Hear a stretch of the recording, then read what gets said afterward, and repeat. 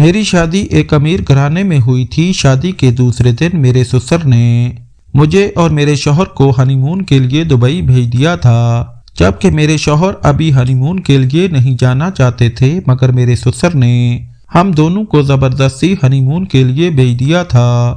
میرے ساس سسر اور میرے دو دیور الگ گھر میں رہا کرتے تھے اور مجھے اور میرے شوہر کو شادی پہ انہوں نے ایک الگ گھر دیا تھا۔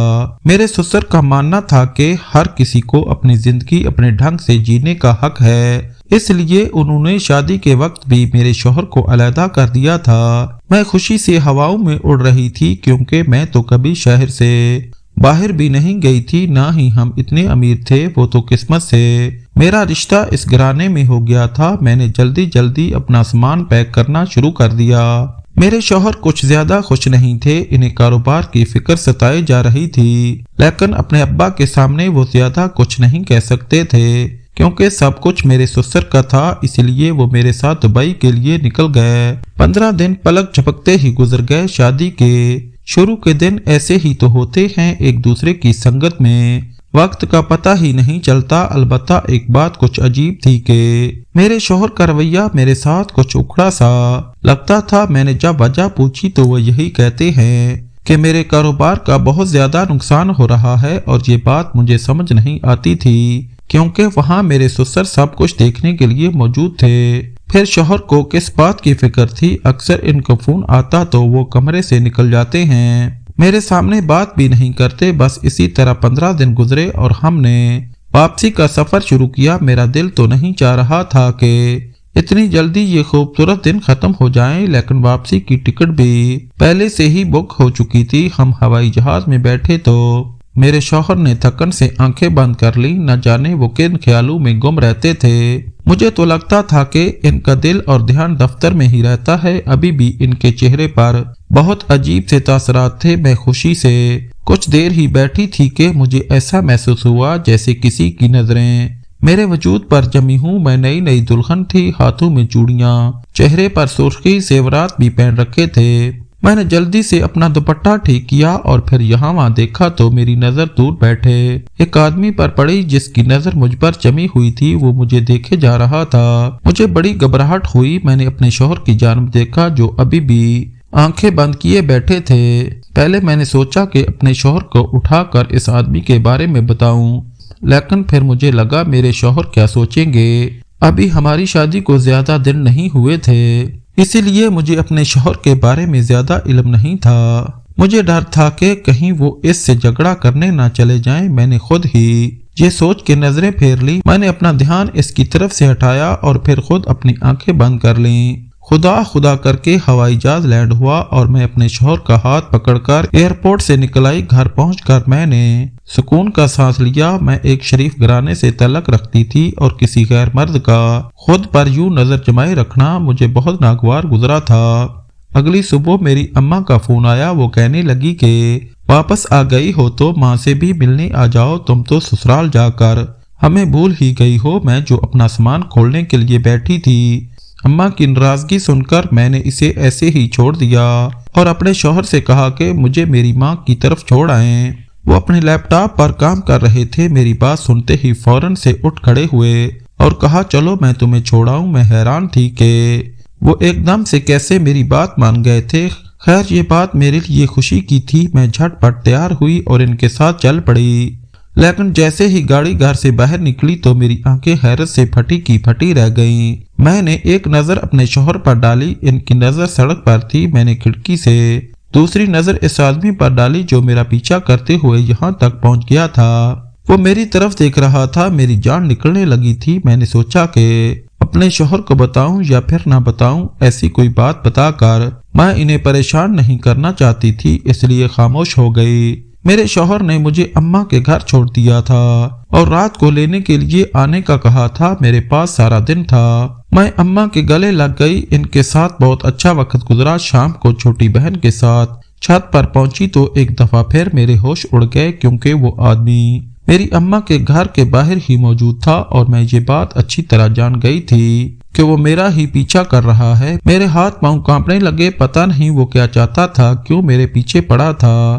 میں تو اسے جانتی تک نہیں تھی۔ پہلی دفعہ میں نے इसे फ्लाइट में ही तो देखा था। मैंने अपनी छोटी बहन की तरफ देखा और इसका हाथ पकड़कर नीचे चली गई। मेरा सारा ध्यान इस आदमी की तरफ अटक गया था। मैंने अपनी माँ से भी ढंग से कोई बात न कही। अम्मा कहने लगी, अमीरों के घरों में ब्याह कर क्या गई हो तुम, तो हमें मुंह तक नहीं लगा रही। फिर अब्बा कहने लगे, बच्ची थक गई होगी, इतने लंबे सफर से आई है, सारा दिन ऐसे ही गुजर गया था। रात को मेरा शौहर मुझे लेने आया तो मैं अपने घर वापस लौट आई। घर में दाखिल होते वक्त मैंने पलट कर देखा तो वो आदमी तब भी मेरे पीछे ही था। समझ नहीं आ रहा था कि क्या करूं, ये बात किसको बताऊं। शौहर को बताने की हिम्मत नहीं थी। मैंने सोचा कि कुछ दिन ऐसे ही गुजार कर देखती हूँ, क्या पता ये खुद ही चला जाए, लेकिन ऐसा कुछ भी नहीं हुआ। अगले ही दिन मेरी सास का फोन आया। वो मुझे अपने पास बुलाने लगी। मैं ड्राइवर के साथ घर से निकली तो वो आदमी तब भी मेरे पीछे ही था। सास के घर जाकर भी मुझे सुकून नहीं आया था। मेरे ससुर ने मेरी बेचैनी महसूस की तो पूछने लगे, कोई बात है क्या, लेकिन मैंने इनकार में सर हिला दिया।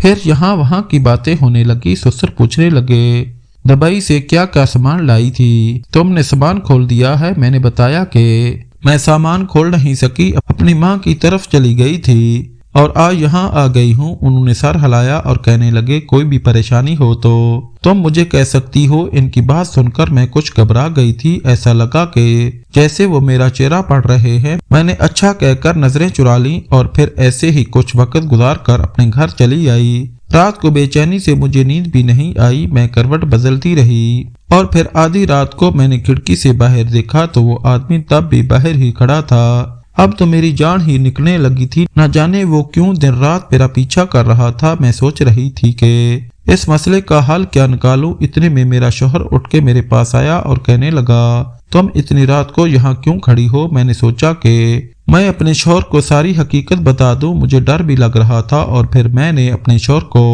फ्लाइट से लेकर अब तक की सारी बात बता दी। तब वो एकदम ही गुस्सा हो गया और कहने लगा, मुझे तो यकीन है तुमने ही कुछ ऐसा किया होगा कि वो आदमी तुम्हारे पीछे यहाँ तक चला आया है और दिन रात घर के दरवाजे पर खड़ा है। शौहर की बात सुनकर मेरे कदमों तले से जमीन निकल गई। बजाय इसके कि वो मेरी मुश्किल समझता, मेरी मदद करता, वो मुझे ही कसूरवार ठहरा रहा था। मैंने इनकार में सर हिलाया और अपने शौहर से कहा, ऐसा कुछ भी नहीं है, आप गलत समझ रहे हैं। मेरा शौहर तंजिया हंसा और कहने लगा, मैंने तो अब्बा को पहले ही कहा था कि इतने गरीब घर की लड़की लाने की क्या जरूरत है, थोड़ा सा पैसा क्या देखेगी, पागल होने लगेगी। और देखो मेरी बात सच साबित हो गई।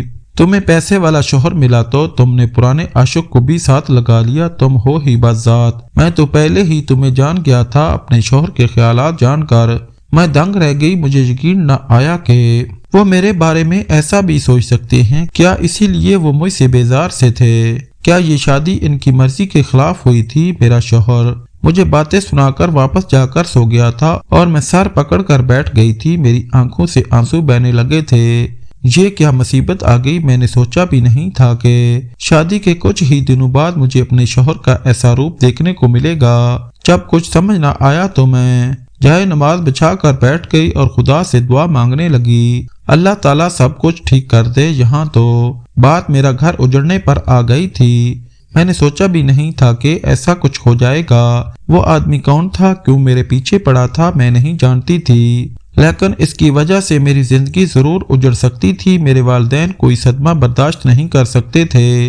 बड़ी मुश्किल से मेरा इतनी अच्छी जगह रिश्ता हुआ था। मुझे क्या मालूम था कि रिश्ता मेरे सास ससुर की मर्जी से हुआ है और मेरे शौहर हसन की मर्जी इसमें शामिल नहीं है। कम अज कम हसन के रवैये से तो ऐसे ही लग रहा था जैसे वो इस शादी से खुश नहीं थे। सुबह वो दफ्तर के लिए निकल गए। मैं सारा दिन बिना पानी की मछली की तरह तड़पती रही। शाम को वो वापस आए तो तब भी कोई बात न की। खुद ही मेरा सामान खोलकर न जाने क्या क्या तलाश करने लगे। मैंने जानना चाहा तो मुझे बाहर धकेल दिया और कहने लगे, दूर हट जा। मेरा सारा सामान उन्होंने बखेर कर रख दिया था। वैसे भी ये मुख्तसर सा ही तो सामान था, इसलिए मुझे इसमें से किसी भी चीज की जरूरत नहीं पड़ी थी। मैंने बस अम्मा के घर जाते हुए अपनी बहन का तोहफा निकाला था जो मैं दुबई से इसके लिए लाई थी। बाकी किसी चीज को छेड़ा भी नहीं था। सारा सामान फैलाने के बाद मेरे शौहर गुस्से से बाहर निकल गए।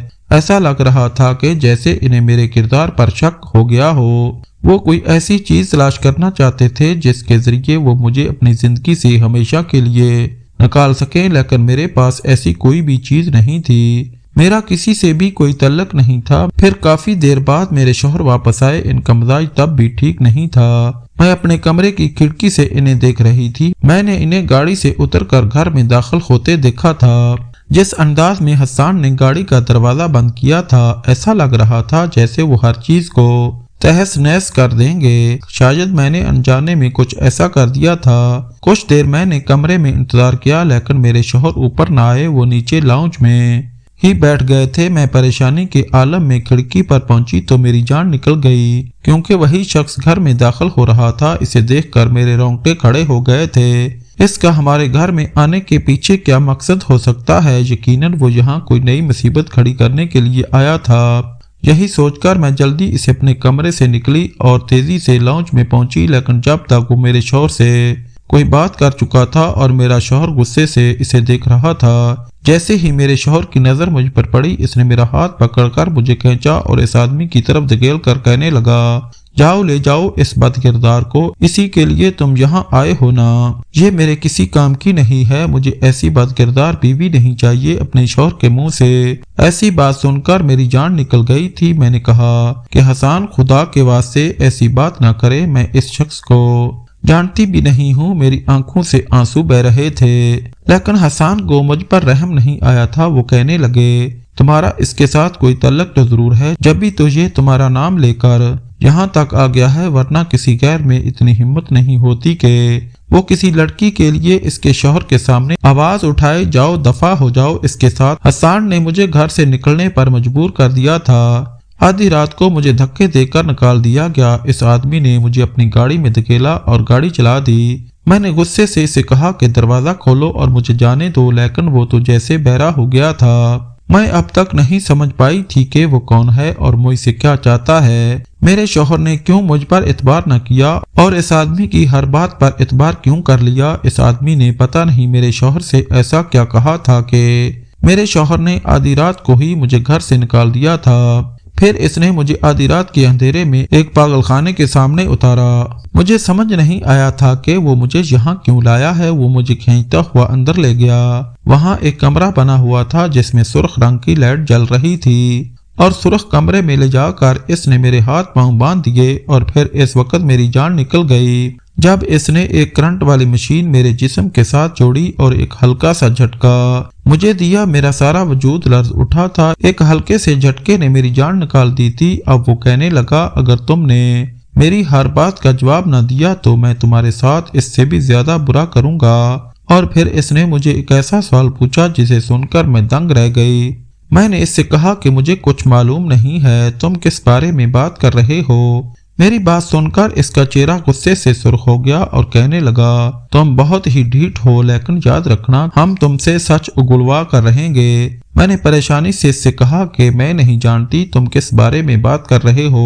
वो कहने लगा, दुबई एयरपोर्ट पर तुम्हारे बैग में गलती से मेरा एक सामान आ गया था, मुझे वही चाहिए। मैंने इसे बताया कि मैंने अपना सामान खोला ही नहीं था, बल्कि मेरा सामान तो मेरे शौहर ने गुस्से में बिखेर दिया था, इसलिए मुझे नहीं मालूम कि इसमें तुम्हारा कुछ सामान था या नहीं। ये सुनकर वो गुस्से से कहने लगा, तुम्हारे शौहर को भी मेरा सामान नहीं मिला है, यकीनन तुमने ही इसे कहीं आगे पीछे किया है। जैसे तुम नजर आती हो वैसे हरगिज नहीं हो। इस आदमी की बात पर मैं हैरान रह गई। इसे कैसे मालूम था कि मेरे शौहर को मेरे सामान में क्या मिला है और क्या नहीं? और जब यही सवाल मैंने इससे किया तो जो जवाब इसने मुझे दिया वो सुनकर मेरे औसान भी खता हो गए थे।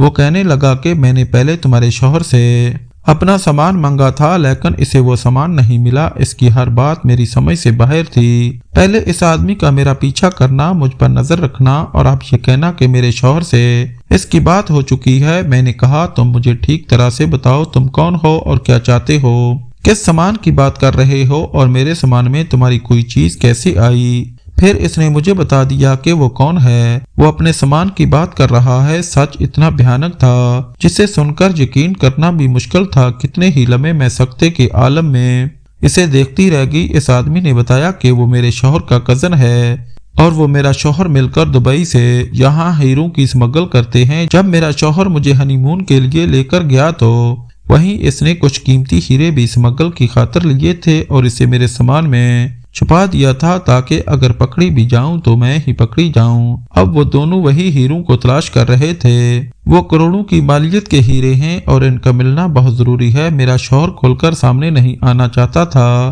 क्योंकि वो हमेशा इस तरह शादी करके बीवी को बाहर ले जाया करता था, इसीलिए वो अपने आप को जाहिर नहीं कर सकता था। मैं अपने शौहर की पहली बीवी नहीं थी बल्कि वो 3 शादियां पहले भी कर चुका था और एक दफा स्मगलिंग करवाने के बाद वो इन्हें तलाक भी दे चुका था। इसलिए अब भी इसने अपने कजन का सहारा लिया। मेरे ससुर ने जानबूझकर मुझे अपनी बहू बनाया था क्योंकि मैं गरीब घर से थी। अगर पकड़ी भी जाती तो कोई मुझे बचाने ना था। दरअसल मेरे ससुर का यही कारोबार था। बेटा और बाप मिलकर स्मगलिंग का काम करते थे और मुझे शादी के नाम पर मोहरा बनाकर इस्तेमाल किया जा रहा था। अब मुझे समझ आई थी कि शादी के अगले ही दिन मेरे ससुर ने मोहब्बत से मेरे हाथ में हनीमून के टिकट क्यों पकड़वाए थे।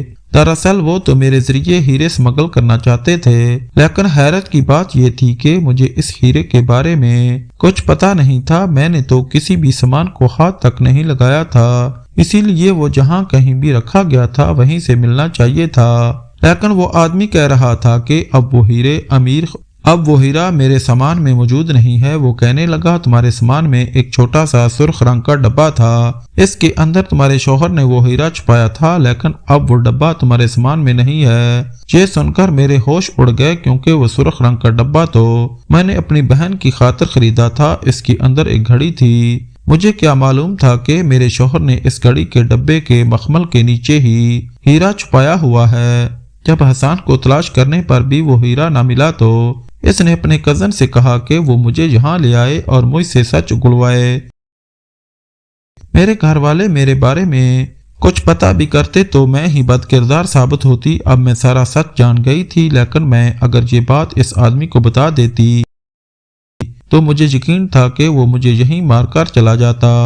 मैंने लाइल्मी का इजहार किया और यही कहा कि मुझे नहीं मालूम कि वो हीरा कहाँ गया, वो हीरा कहाँ है। और फिर मैंने बड़ी चालाकी से ये कहकर इस आदमी के दिल में शक डाल दिया कि कहीं मेरे शौहर ने तुम्हें धोखा तो नहीं दिया, क्योंकि मेरा सामान मेरे शौहर ने खोला था। हो सकता है इसे हीरा मिल गया हो और वो तुम्हें तुम्हारा हिस्सा ना देना चाहता हो। मेरी बात सुनकर वो आदमी वाकई शक में पड़ गया, क्योंकि इसे भी यही लग रहा था कि मैं कुछ भी नहीं जानती और एक हद तक ये बात सच भी थी। मैंने इसका शक बढ़ाने के लिए ये सब कुछ कह दिया कि मेरे शौहर और ससुर फोन पर बात कर रहे थे और वो दोनों किसी हीरे को फरोख्त करने का जिक्र भी कर रहे थे।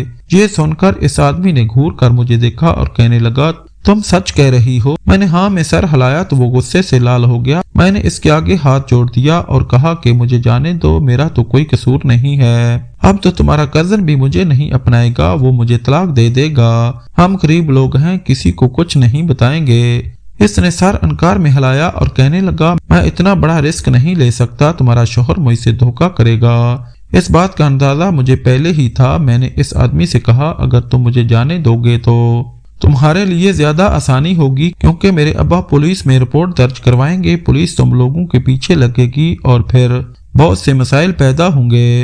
लेकिन अगर मैं वापस गई तो मेरे घर वाले भी खामोश रहेंगे और ये बात बाहर भी नहीं जाएगी।